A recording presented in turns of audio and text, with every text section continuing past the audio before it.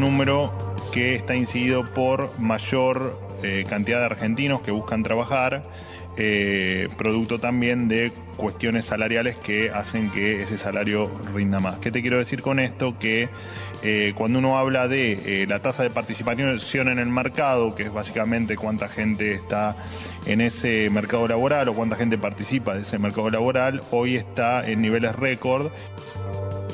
Siempre sucede. En tiempos de la alianza, Patricia Bullrich era la ministra de Trabajo y para justificar el aumento en la tasa de desempleo decía, no es que hay más desempleo, es que hay más gente que busca trabajo, producto de la expansión de la economía. Bueno, ya saben cómo terminó esa zaraza, con el 2001 volando todo por los aires y teniendo que hacer reset el país. Bueno, este es el vocero presidencial, Manuel Adorni, utilizando el mismo argumento que Patricia Bullrich en el 2001 para explicar por qué aumentó casi 1,5 puntos, trimestre contra trimestre, el desempleo, y estamos hablando del desempleo en el primer trimestre del año. Algunos dicen que en verdad hay que compararlo contra el primer trimestre del 2024 y ahí también volvió a aumentar. Es el desempleo más alto en 4 años, ¿sí? Y otra vez, en un gobierno que no cuida los puestos de trabajo, vuelven a utilizar el mismo argumento que utilizó Patricia Bullrich en aquel año 2000 para decir, no es que hay más desempleo, es que solamente hay más gente que busca trabajo.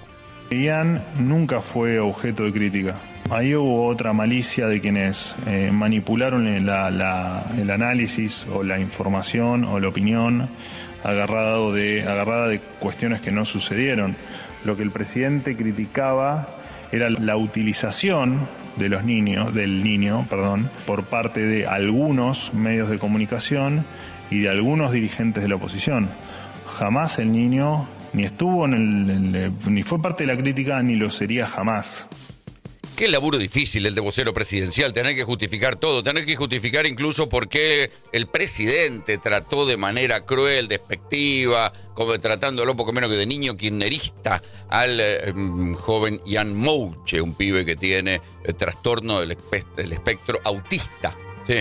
Y es falso lo que dice Adorni, porque el presidente dio retweets a publicaciones sumamente crueles, atacando al periodista que lo entrevistó, atacando al chico, atacando a los padres del chico. Falso.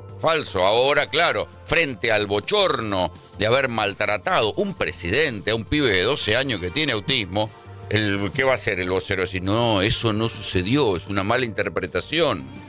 Con el proyecto que presentamos, las 24 jurisdicciones de la República Argentina, no desfinanciamos al Estado Nacional porque no le tocamos un solo recurso de los recursos que tiene el Estado Nacional, como han sido otras leyes. En otras leyes, recursos del Gobierno Nacional se planteaban coparticipar o darle un fondo específico.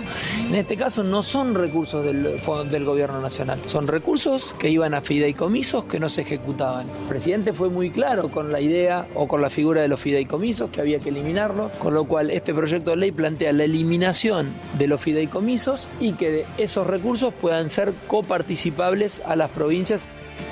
Ahí lo tienen a Maximiliano Puyaro, que es el gobernador de la provincia de Santa Fe. Hablando de algo que yo les había contado este lunes, cómo se reunieron los gobernadores, todos los gobernadores, incluso los dialoguistas, en el Consejo Federal de Inversiones para reclamarle al gobierno que le devuelvan, o por lo menos que le distribuya la parte coparticipable de los impuestos que el gobierno está pisando y se están quedando para ellos, para después darse vuelta y decir, ¿vieron cómo tenemos superávit? Claro, no distribuyen la plata a los gobernadores. Las cosas que le están reclamando a los gobernadores y de las cuales habló Puyaro, tienen que ver con el impuesto a los combustibles líquidos, con la coparticipación, con una serie de fondos fiduciarios sobre los cuales ahora hay críticas sobre si realmente servían para los fines específicos creados.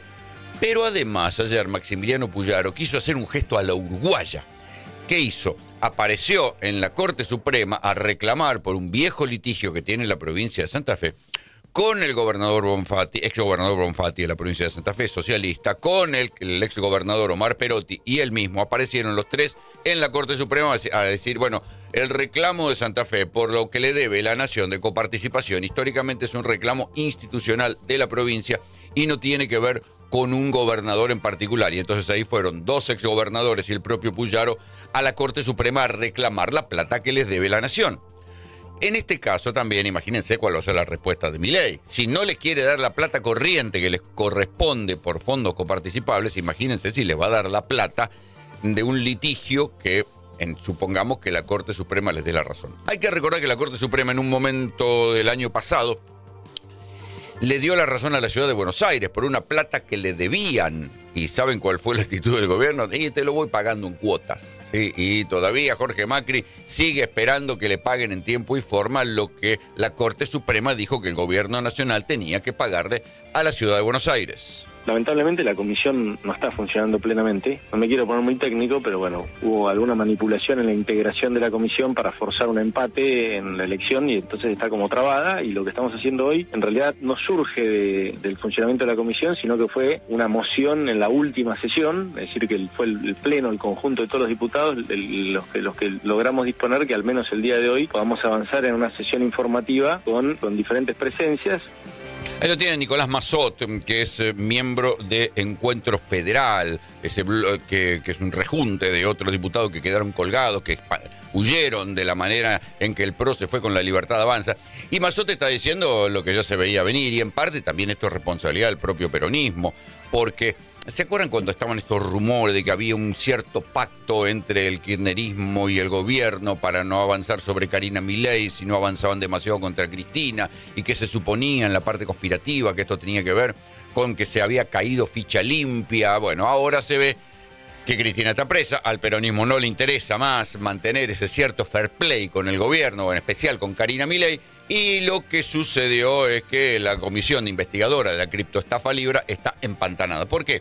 Porque hay 14 diputados ultraoficialistas que no quieren saber nada con la comisión que va a investigar, o que debería investigar y debería avanzar en cómo fue posible que un presidente pusiera en sus propias redes sociales un contrato invitando a la gente a poner la guita en una estafa piramidal. Incomprensible, pero cosas que suceden aquí, hay que decirlo, no solamente en Argentina, sino que también sucedió en un país como de esos que nos queremos parecer, que es República Centroafricana. Bien, entonces, el gobierno ya, acuérdense que el presidente Milei había sobreactuado, diciendo vamos a crear una comisión investigadora en la Oficina Anticorrupción. ¿Saben qué hicieron? Tiempo después, calladito, la disolvieron. ¿Y saben cuál es la explicación que dieron para disolver esto? Es que el presidente, que ya sabemos que son dos personas en una, lo había hecho como persona y no como presidente. Falso, no se puede disociar, no hay ni un estudiante de Derecho admitiría que un presidente que trabaja a tiempo completo de presidente puede promover una estafa y decir, no, esto era de mentirita, yo lo hice como economista privado, no lo hice como presidente. Falso. Pero bueno, con este argumento peregrino es que el gobierno disolvió la comisión que iba a investigar, o que en verdad quería ganar tiempo para no investigar la criptoestafa Libra desde el Poder Ejecutivo. Ya podrían ir disolviendo la Oficina Anticorrupción si va a ser esto papelones. Pero la otra comisión, que era la de la Cámara de Diputados, no avanza para ningún lado porque, la hicieron de tal manera que todo está empatado 14-14. Por eso ayer hubo una reunión que se llamó una reunión informativa. Y la verdad es que el valor de la reunión informativa está en que la gente que fue a hablar contó más cosas que las que se están investigando en la lenta investigación del fiscal Tayano, que no mueve un papel, que cada vez manda a pedir más cosas que van a tardar más tiempo, cosa de no tener que imputar a nadie. Entonces manda a pedir informe de este lado y del otro, y mientras tanto nunca pide los teléfonos de los involucrados, y mientras tanto se van borrando pruebas. Pero la reunión de ayer de la comisión investigadora, que no fue investigadora, sino que fue informativa, sirvió para que se acercaran un montón de personas que el fiscal Tayano no está citando a declarar. Entonces, por lo menos, si eso tiene nivel de documento oficial, no es solamente una declaración periodística, el fiscal lo debería tomar en serio, pero ya se saben que en la Argentina la justicia federal se toma en serio las cosas que a ellos les involucran y que a ellos les duelen porque son la nueva casta. Es lógico, si ellos no tienen día, no laburaron nunca. Y lo segundo es que escuchar a Adorni hablar de privilegio en el Estado, él que se cansó de acomodar a todas sus familias y militantes libertarios con sueldos millonarios en la Secretaría de Comunicación, es un poco contradictorio. Es una medida despótica. El presidente Milei se tiene que enterar que la Argentina no tuvo ni tendrá nunca emperadores.